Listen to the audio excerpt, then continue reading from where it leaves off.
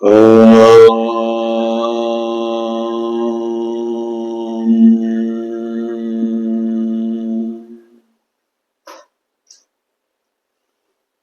सभी शिव भक्तों का बहुत बहुत स्वागत। भगवान शिव की कृपा आप पर सदैव बनी रहे, यही मेरी प्रार्थना है। भगवान शिव ने, देवी शिवा ने जो भी ड्यूटी लगाई है वो मैं पूरी करने का प्रयास कर रहा हूं। आइए शुरू करते हैं शिव पुराण की सत रुद्र संहिता की इस कथा को और जानने का प्रयास करते हैं कि इस कथा के माध्यम से ऋषि मुनि हमें क्या संदेश देना चाहते हैं। टॉपिक है काल भैरव का महात्म्य, विश्वानर की तपस्या और शिवजी का प्रसन्न होकर उनकी पत्नी सुचिस्मति के गर्भ से उनके सुपुत्र के रूप में प्रकट होने का उन्हें वरदान देना। तदंतर भगवान शंकर के भैरवावतार का वर्णन करके नंदीश्वर ने कहा, महामुने, परमेश्वर शिव उत्तमोत्तम लीलाएं रचने वाले तथा सतपुरुषों के प्रेमी हैं। उन्होंने मार्गशीर्ष मास के कृष्ण पक्ष की अष्टमी को भैरव रूप से अवतार लिया था। इसलिए जो मनुष्य मार्गशीर्ष मास की कृष्णाष्टमी को काल भैरव के सन्निकट उपवास करके रात्रि में जागरण करता है, वह समस्त पापों से मुक्त हो जाता है। जो मनुष्य अन्यत्र भी भक्ति पूर्वक जागरण सहित इस व्रत का अनुष्ठान करेगा, वह भी महापापों से मुक्त होकर सद्गति को प्राप्त हो जाएगा। प्राणियों के लाखों जन्मों में किए हुए जो पाप है वे सब के सब काल भैरव के दर्शन से निर्मल हो जाते हैं। जो मूर्ख काल भैरव के भक्तों का अनिद्र करता है, वह इस जन्म में दुख भोग कर पुनः दुर्गति को प्राप्त होता है। जो लोग विश्वनाथ के तो भक्त हैं परंतु काल भैरव की भक्ति नहीं करते, उन्हें महान दुख की प्राप्ति होती है। काशी में तो इसका विशेष प्रभाव पड़ता है। जो मनुष्य वाराणसी में निवास करके काल भैरव का भजन नहीं करता, उसके पाप शुक्ल पक्ष के चंद्रमा की भांति बढ़ते रहते हैं। जो काशी में प्रत्येक सोमवार की कृष्णाष्टमी के दिन काल राज का भजन पूजन नहीं करता, उसका पुण्य कृष्ण पक्ष के चंद्रमा के समान क्षीण हो जाता है। तदनंतर नंदीश्वर ने वीरभद्र तथा शुभावतार का वृत्तांत सुनाकर कहा, ब्रह्मा पुत्र भगवान शिव जिस प्रकार प्रसन्न होकर विश्वानर मुनि के घर अवतीर्ण हुए थे, शशि मूली के उस चरित्र को तुम प्रेम पूर्वक श्रवण करो। उस समय वे तेज की निधि अग्नि रूप सर्वात्मा परम प्रभु शिव अग्नि लोक के अधिपति रूप से ग्रहपति नाम से अवतीर्ण हुए थे। पूर्व काल की बात है। नर्मदा के रमणीय तट पर नरमपुर नामक एक नगर था। उसी नगर में विश्वाश्वर नाम के एक मुनि निवास करते थे।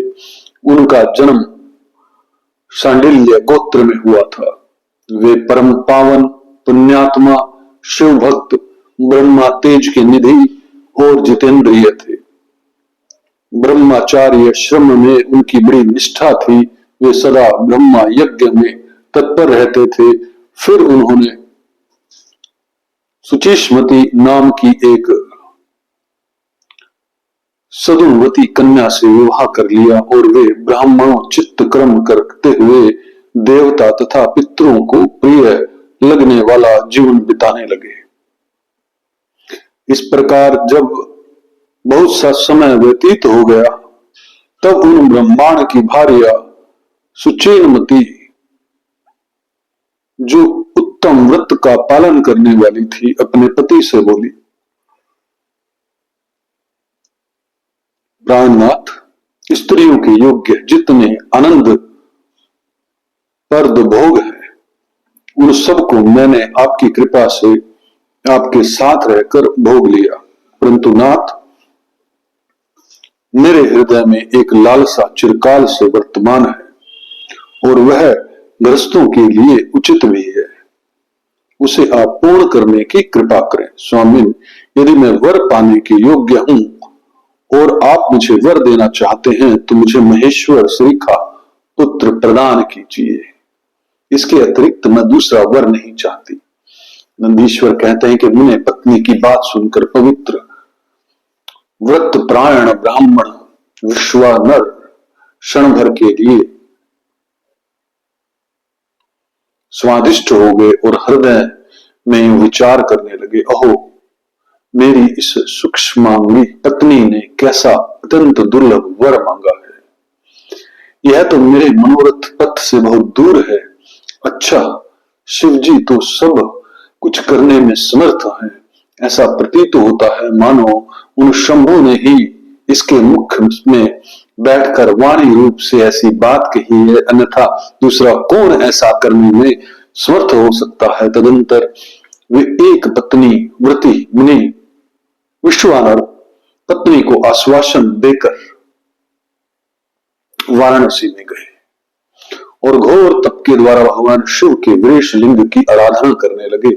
इस प्रकार उन्होंने 1 वर्ष पर्यंत भक्ति पूर्वक उत्तम वृष लिंग की त्रिकाल अर्चना करते हुए अद्भुत तप किया। 13वां मास आने पर एक दिन वे द्विजवर प्रातः काल त्रिपत्तगामिनी गंगा के जल में स्नान करके जो ही वृष के निकट पहुंचे, तो ही उन तपोधन को उस लिंग के मध्य एक 8 वर्षीय विभूति भूषित बालक दिखाई दिया। उस नग्न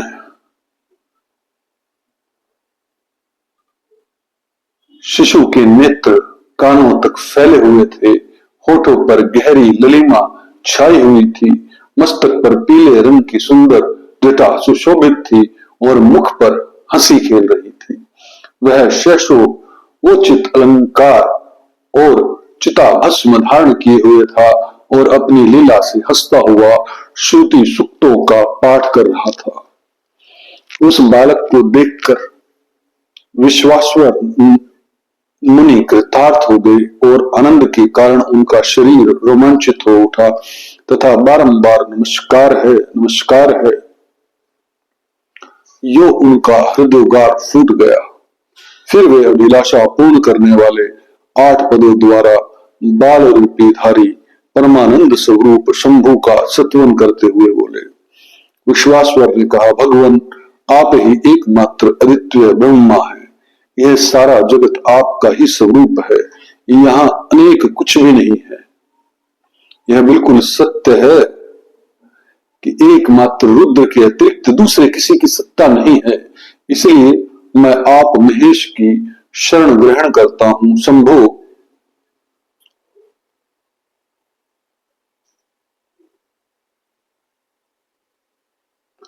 आप ही सबके कृता हृता है तथा जैसे आत्म धर्म एक होते हुए भी अनेक रूप से दिखता है, उसी प्रकार आप भी एक रूप होकर नाना रूपों में व्याप्त हैं। फिर भी आप रूप रहित हैं। इसलिए आप ईश्वर के अतिरिक्त मैं किसी दूसरे की शरण नहीं ले सकता। जैसे रज्जु में सर्प, सीपी में चांदी और मृग मरीचिका में जल प्रवाह का भान मिथ्या है, उसी प्रकार इसे ज्ञान लेने पर यह विश्व प्रमुख मिथ्या भाषित होता है। उन महेश्वर की मैं शरण लेता हूं। शंभु, जल में तो जो शीतलता, अग्नि में दाहकता, सूर्य में गर्मी, चंद्रमा में आह्लादकारिता, पुष्प में गंध और दुगंध में घी वर्तमान है, वह आपका ही स्वरूप है। अतः मैं आपके शरण हूं, आप कान रहित होकर शब्द सुनते हैं, नासिका का विहीन होने होकर सूंघते हैं, पैर न होने पर भी दूर तक चले जाते हैं, नेत्रहीन होकर सब कुछ देखते हैं और जिह्वा रहित होकर भी समस्त रसों के ज्ञाता है। भला आपको सम्यक रूप से कौन जान सकता है? इसलिए मैं आपकी शरण में जाता हूं। ईश आपके रहस्य को न तो साक्षात वेद ही जानता है, न विष्णु, न अखिल विश्व के विधाता ब्रह्मा, न योगिंद्र और न इंद्र आदि प्रधान देवताओं को ही इसका पता है, परंतु आपका भक्त उसे जान लेता है। अतः मैं आपकी शरण ग्रहण करता हूं।